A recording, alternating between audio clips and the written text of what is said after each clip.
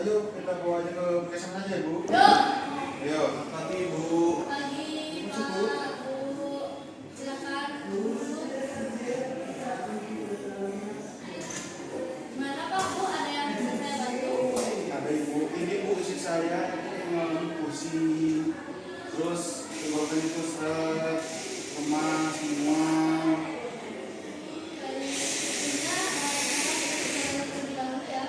Ya Bu.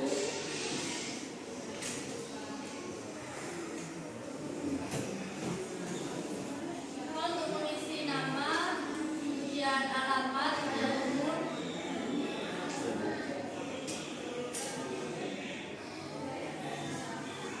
Baik, sudah ya Pak, Bu.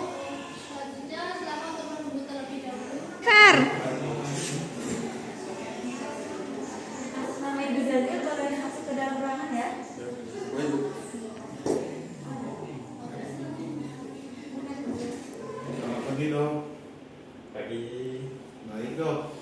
Akhir-akhir ini istri saya merasa sering sakit kepala, nafsu makan berkurang, terus seringnya merasa sakit, tenggorokan sakit. Kalau gitu silakan berbalik dulu ya Bu ya. Oh, iya. Saya akan melakukan pemeriksaan terlebih dahulu. Bu, Bapak.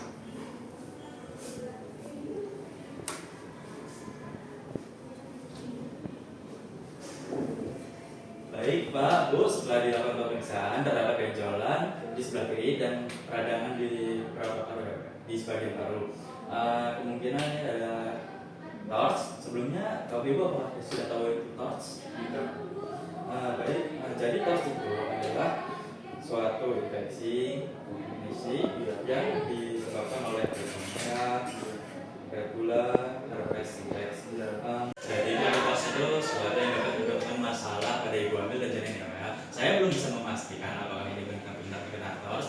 Jadi sebelum mau lakukan pemeriksaan laboratorium, jadi saya akan rujukan ke pemeriksaan laboratorium dulu ya.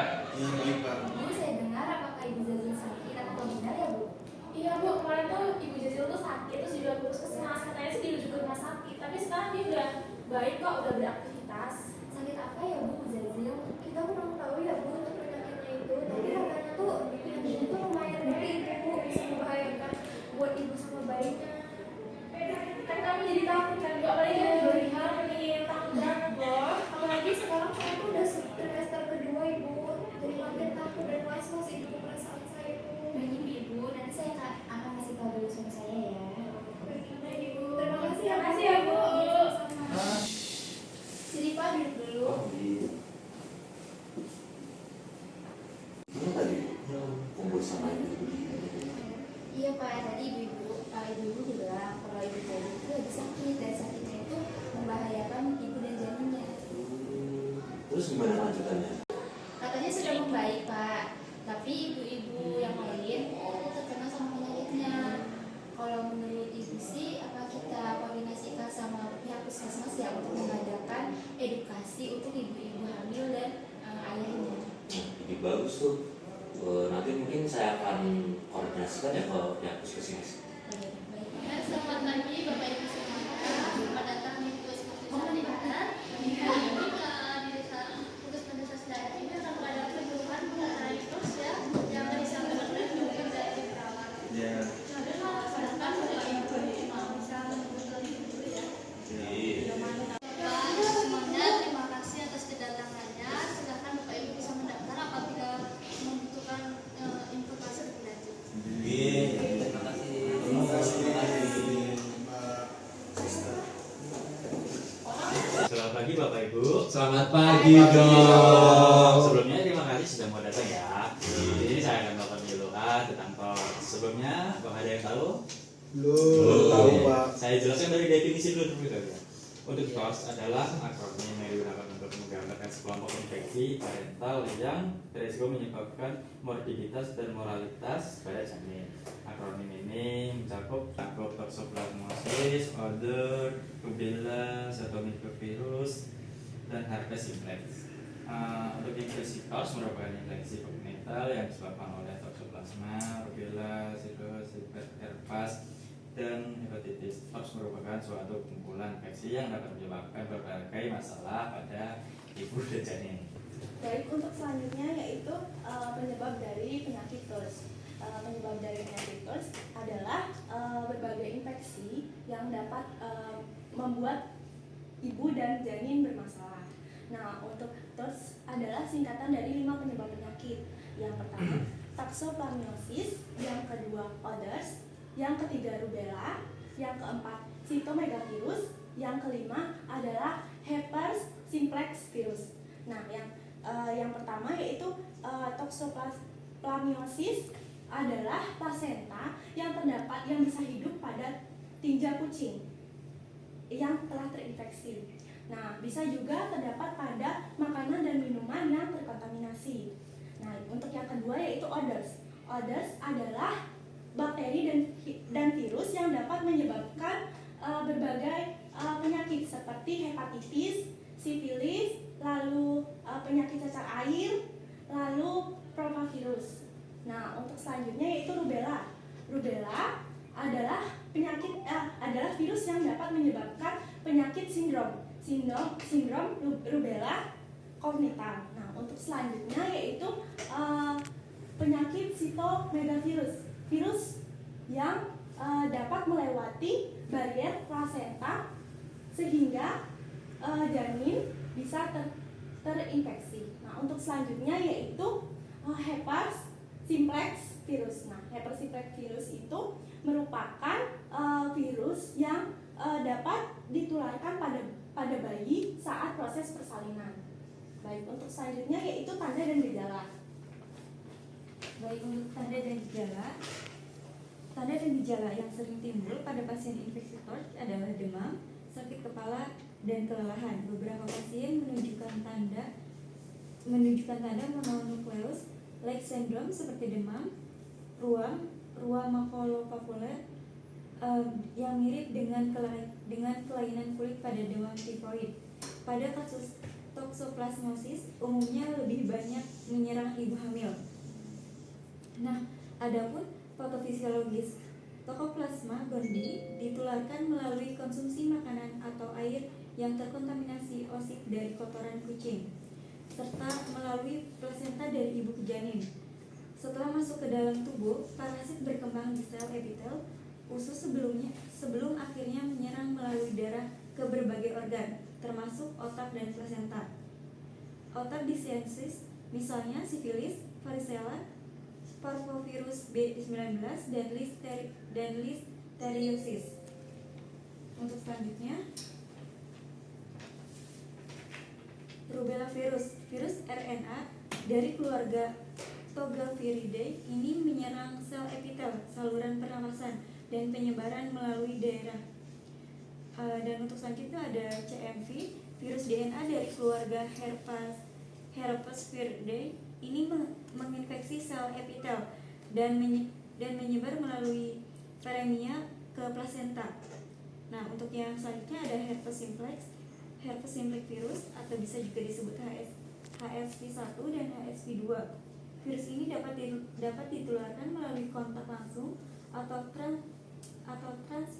Selanjutnya ada herpes simplex virus atau bisa juga disebut dengan HSV1 dan HSV2. Virus ini dapat ditularkan melalui kontak langsung atau transplacental jika ibu mengalami viremia.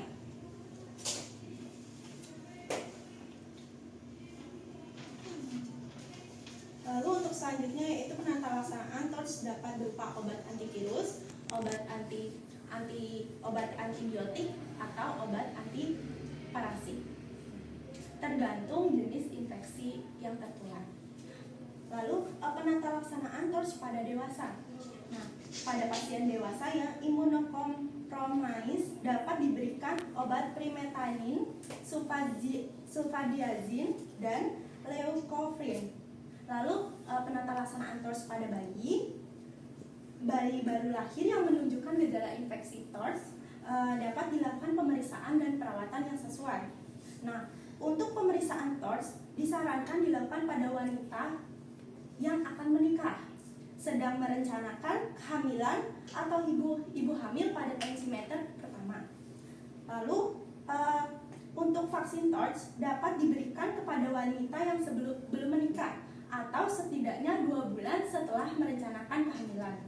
Nah, lalu untuk selanjutnya cara mencegah infeksi TORCH yaitu rutin mencuci tangan, cuci bersih bahan makanan dan peralatan masak, hindari konsumsi makanan yang mentah, dan jaga kebersihan saat memelihara hewan. Ini dari melakukan pemeriksaan TORCH sebelum dan selama kehamilan untuk mendeteksi infeksi sendiri, melakukan pemeriksaan antibodi IgM dan IgG untuk mengetahui adanya infeksi aktif atau kekebalan terhadap infeksi tertentu, mencegah kebersihan dan pola hidup sehat. Rutin mencuci tangan setelah kontak dengan hewan, sebelum makan dan setelah aktivitas di luar. Mengolah makanan dengan benar seperti memasak daging hingga matang dan mencuci buah serta sayuran sebelum dikonsumsi. Menghindari konsumsi makanan mentah. Pengelolaan hewan peliharaan yaitu menghindari kontak langsung dengan kotoran hewan, terutama kucing yang dapat menjadi sumber toksoplasmosis. Membersihkan kandang hewan peliharaan dengan sarung tangan dan mencuci tangan setelah penggunaan. TORCH bisa dicegah dengan cara seperti menjaga kebersihan, memasak makanan hingga matang sebelum dimakan, melakukan vaksinasi, menjaga kebersihan lingkungan, memeriksa kesehatan secara rutin. Wah, penting sekali ya. Saya akan mengimbau warga untuk kesehatan ibu hamil. Ya. Apakah ada yang kita lagi? Saya dok izin bertanya, jika seseorang sudah terinfeksi penyakit TORCH, apakah masih bisa disembuhkan dok? Tergantung dari infeksinya ya Bu ya. Untuk beberapa infeksi masih bisa disembuhkan. Maka dari itu sebaiknya dicegah dari awal. Terima kasih dok. Ada lagi? Saya dok. Ya, silakan. Jadi dok, apakah suami juga perlu diperiksa? Ya, untuk suami juga perlu diperiksa, apalagi yang memiliki riwayat infeksi. Pikir edukasi ini perlu diperluas di seluruh desa ya. Mungkin kita bisa adakan penyuluhan di balai desa juga. Baik, nanti saya akan koordinasikan agar lebih banyak ibu hamil yang mendapatkan informasi ini.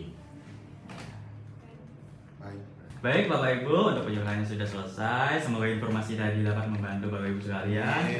Dan tolong diberitahu warga yang lain agar informasi ini menyebar dan bermanfaat bagi kita semua. Oke, baik. Terima kasih Terima kasih dok.